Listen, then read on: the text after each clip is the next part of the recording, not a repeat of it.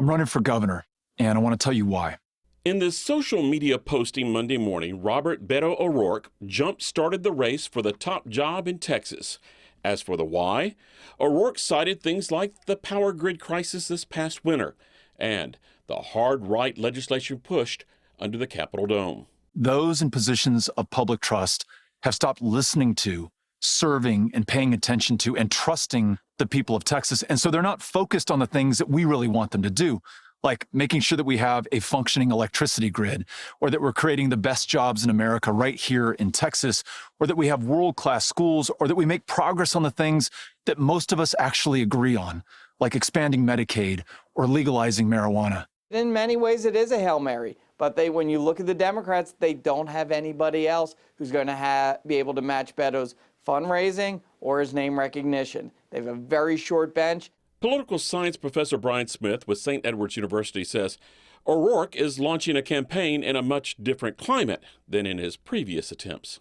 He is definitely swimming against the tide. When he ran in 2018, he was all things to all people because we didn't know a lot about him. We knew he wasn't Ted Cruz. We knew Donald Trump had very low presidential popularity.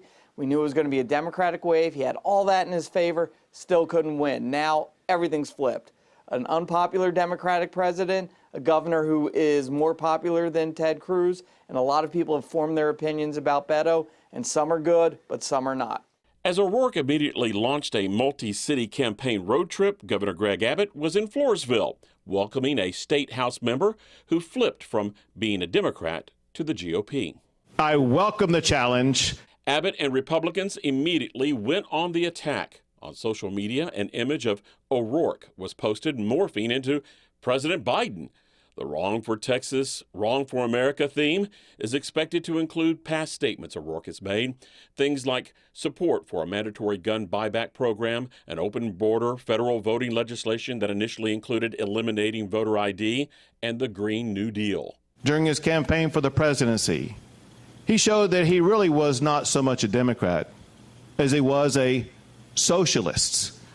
He is a part of the Ocasio-Cortez wing of the Democrat Party, and that is hostile to the state of Texas. Abbott is vulnerable to a challenge, according to Smith, because of his hard right policy decisions.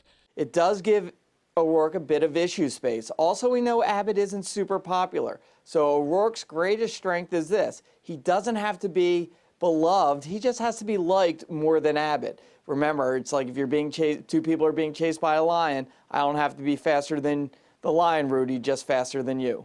And this is still a long race, with a lot of opportunities to take big political shots at the incumbent, not only from O'Rourke, but also from Abbott's GOP primary challengers.